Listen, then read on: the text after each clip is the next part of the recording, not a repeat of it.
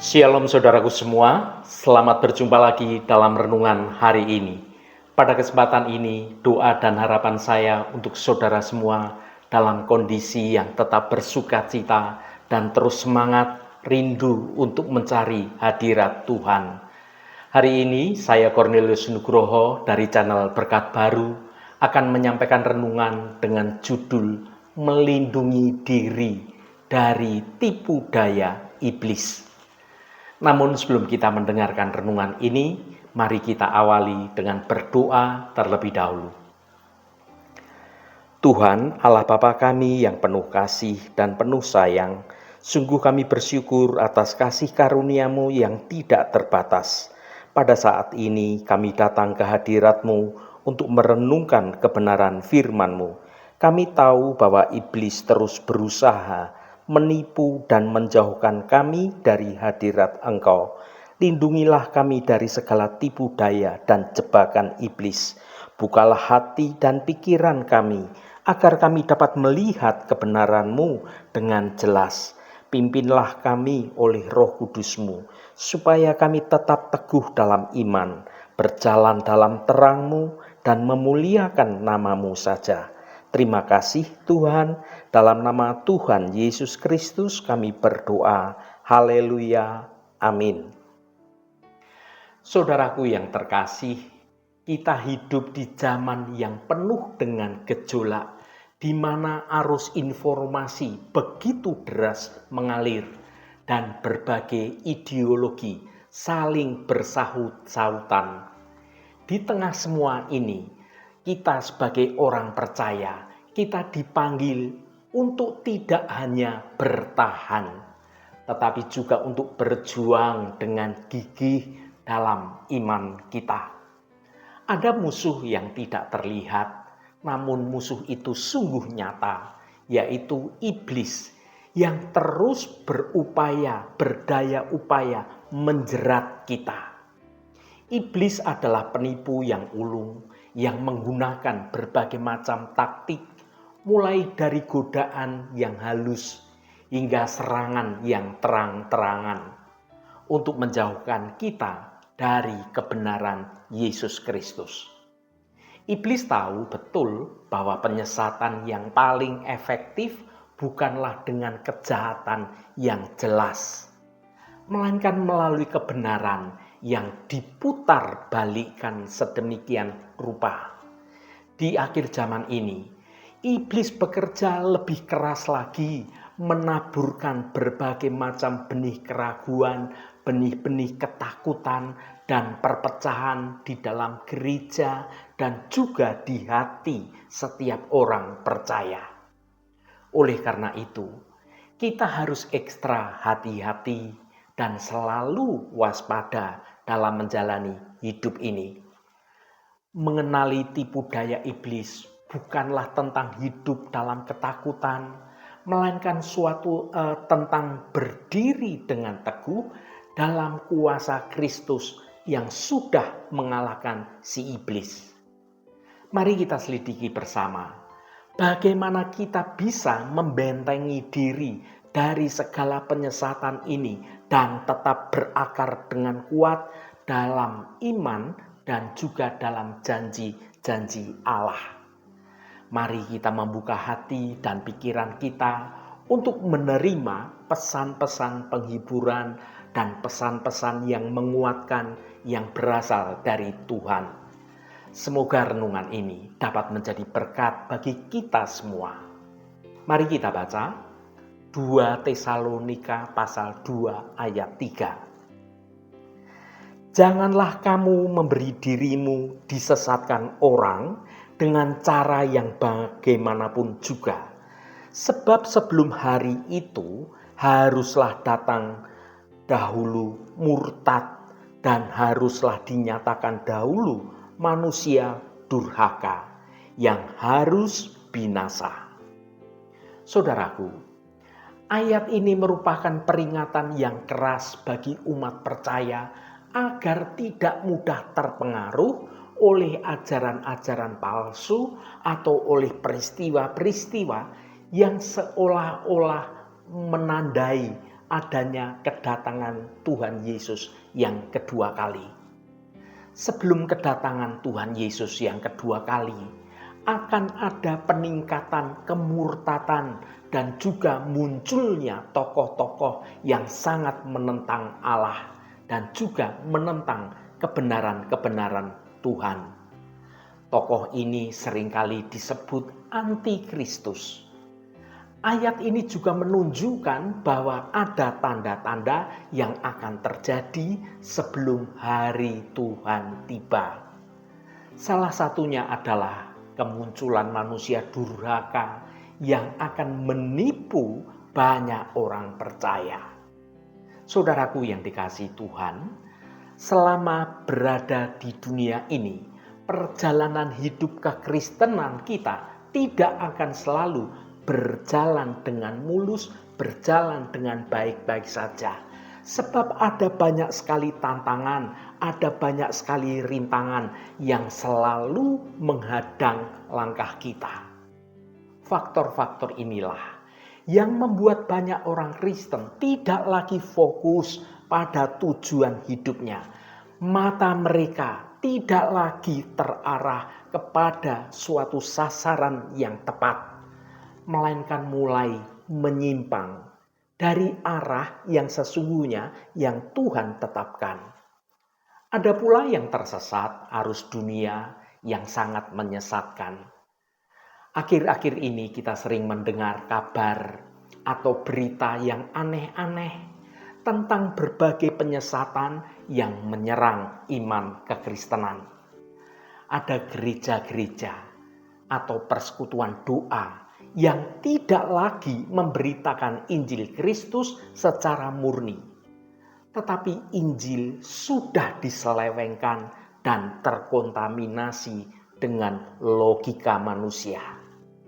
Hidup di zaman sekarang ini menuntut kita untuk memiliki iman yang teguh dan berakar dengan kuat pada kebenaran firman Tuhan. Kita harus waspada terhadap ajaran-ajaran yang bertentangan dengan kebenaran Alkitab dan tidak mudah terombang-ambing oleh arus pemikiran dunia. Untuk dapat membedakan kebenaran dari kesesatan, kita perlu rajin mempelajari, membaca, merenungkan Alkitab, dan memahami ajaran-ajaran dasar tentang kekristenan. Dengan demikian, kita akan memiliki suatu dasar yang kuat untuk dapat menolak ajaran-ajaran yang menyesatkan. Sesungguhnya, doa adalah senjata yang ampuh untuk dapat menghadapi serangan rohani. Kita perlu berdoa, memohon hikmat dan juga pengertian dari Roh Kudus agar dapat membedakan antara roh kebenaran dan roh penyesatan. Juga jemaat adalah tempat di mana kita dapat saling menguatkan iman kita dan bertumbuh bersama-sama dalam persekutuan yang indah di dalam kebenaran Kristus. Saudaraku, di tengah meningkatnya kemurtatan orang-orang dunia, kita ini dipanggil untuk menjadi saksi Kristus dan memberitakan Injil kepada orang lain. Dengan demikian, kita ikut berperan dalam mempersiapkan kedatangan Tuhan Yesus yang kedua kali. Waspadalah saudaraku. Sebelum menerima suatu informasi, kita perlu memeriksa kebenaran dengan sumber-sumber yang terpercaya, seperti Alkitab dan ajaran dari pemimpin rohani yang kita pandang setia dalam kebenaran Tuhan. Berhati-hatilah dengan media sosial di zaman sekarang ini, karena melalui media sosial seringkali menjadi sarana untuk penyebaran berita bohong dan juga ajaran yang menyesatkan. Kita perlu bijak dalam menggunakan media sosial dan tidak mudah percaya pada semua informasi yang kita terima. Teruslah berusaha untuk menjaga hubungan dengan Tuhan. Karena dengan menjaga hubungan yang intim dengan Tuhan melalui doa, melalui pembacaan dan perenungan Alkitab, kita ini akan semakin dikuatkan dalam menghadapi segala tantangan dan juga godaan. Dengan menunjukkan kasih kepada sesama kita, kita menjadi saksi hidup bagi Kristus dan menarik banyak orang untuk bisa datang dalam hadirat Tuhan.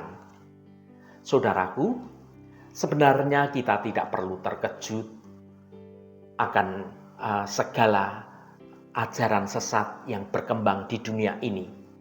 Karena Alkitab sudah menyatakan jauh sebelum bahwa penyesatan, bahwa kedurhakaan dan berbagai macam penyimpangan akan banyak terjadi sebelum hari kedatangan Tuhan tiba. Bahkan hal itu tidak lagi dilakukan secara sembunyi-sembunyi, melainkan secara terang-terangan. Mengapa hal ini Tuhan izinkan terjadi? Tujuannya adalah untuk menguji iman, menguji kesungguhan orang percaya dalam mengiring atas kebenaran Tuhan. Mari kita baca Matius pasal 3 ayat 12. Alat penampi sudah di tangannya. Ia akan membersihkan tempat pengirikannya dan mengumpulkan gandumnya ke dalam lumbung. Tetapi debu jerami itu akan dibakarnya dalam api yang tidak terpadamkan. Saudaraku, ayat ini menggambarkan suatu penghakiman terakhir yang akan dilakukan oleh Yesus Kristus. Bayangkan sebuah ladang gandum yang siap untuk dituai. Petani akan menggunakan alat penampi untuk memisahkan gandum yang baik dari sekam yang tidak baik. Demikian pula, Yesus akan memisahkan orang percaya sejati digambarkan sebagai gandum dari orang yang tidak percaya digambarkan sebagai jerami. Ada beberapa poin penting dalam ayat ini. Yang pertama, alat penampi sudah di tangannya. Alat penampi merupakan simbol penghakiman Allah. Melalui alat inilah gandum dan jerami akan dipisahkan. Yang kedua, ia akan membersihkan tempat pengirikannya dan mengumpulkan gandumnya ke dalam lumbung. Gandum mewakili orang-orang percaya yang sejati, yang telah menerima Yesus Kristus sebagai Tuhan dan Juru Selamat dan hidup dalam kebenaran Tuhan sampai akhirnya. Mereka itu akan dikumpulkan ke dalam lumbung, yaitu kerajaan surga. Yang ketiga, tetapi debu jerami itu akan dibakarnya dalam api yang tidak terpadamkan. Jerami mewakili orang-orang yang tidak percaya atau yang hanya mengaku percaya tetapi tidak menghasilkan buah kehidupan yang baik sesuai dengan pertobatannya. Mereka itu akan dibakar dalam api yang tidak terpadamkan, yaitu neraka. Saudaraku yang diberkati Tuhan, sekarang ini bukan waktunya lagi bagi orang Kristen hidup dengan sembrono, hidup dengan bersantai-santai.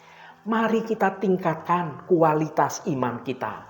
Jangan sampai kita terjebak dalam suatu rutinitas ibadah dan pelayanan, melainkan usahakanlah kita benar-benar menjadi pelaku-pelaku kebenaran firman Tuhan. Sebab bukan setiap orang yang berseru kepadaku, Tuhan, Tuhan, akan masuk ke dalam kerajaan surga, melainkan dia yang melakukan kehendak Bapa-Ku yang di surga. Salah satu faktor orang Kristen mudah sekali disesatkan dan diombang-ambingkan adalah karena mereka tidak tergembala dengan baik dan tidak tertanam dengan kuat di dalam gereja lokal, yang dikarenakan mereka suka sekali berpindah-pindah gereja dan tidak memiliki suatu komitmen yang sungguh-sungguh pada jalan kebenaran Tuhan. Kita semua dipanggil untuk hidup benar di hadapan Tuhan. Apapun kondisi kita sekarang ini, janganlah iman kita menjadi goyah oleh goncangan apapun. Marilah kita memanfaatkan waktu kita, waktu yang ada untuk bertobat dan memperbarui hidup kita. Dengan memahami kebenaran firman Tuhan dalam renungan ini dan menerapkannya dalam kehidupan kita sehari-hari, kita dapat bersiap-siap menghadapi hari kedatangan Yesus yang kedua kali. Haleluya, Tuhan memberkati kita semua. Mari kita tutup renungan ini dengan berdoa. Allah Bapa yang kami sembah dalam nama Tuhan Yesus Kristus, terima kasih atas kebenaran firman-Mu yang sudah kami dengar pada hari ini. Bapa yang baik, dalam masa yang penuh gejolak ini, kami datang kepadamu dengan segala kerendahan hati kami. Kami sadar bahwa dunia semakin jauh dari Engkau dan tantangan akan semakin berat. Kuatkanlah iman kami, agar kami tetap berpegang dengan teguh pada kebenaran firman-Mu. Berikanlah kami kekuatan untuk menghadapi segala cobaan dan juga godaan yang datang. Tolonglah kami agar selalu mengingat janji-Mu dan tidak pernah menyerah. Terima kasih Tuhan, Roh Kudus yang akan menolong kami untuk kami sungguh-sungguh mau mendengar kehendak-Mu dan juga rancangan-Mu yang baik terjadi dalam hidup kami. Tuhan, berkatilah kami di sepanjang hari ini dalam segala tugas dan aktivitas kami, dalam studi dan pekerjaan kami, dalam pelayanan kami, dalam usaha kami, dan dalam segala hal. Tuhan akan berkati, dan kami memiliki hidup yang menyenangkan hati Tuhan, dan hidup kami dapat menjadi berkat juga bagi sesama kami. Tuhan, secara khusus kami berdoa untuk saudara-saudara kami dimanapun berada, yang saat ini sedang menderita sakit atau sedang mengalami pergumulan dalam hidupnya.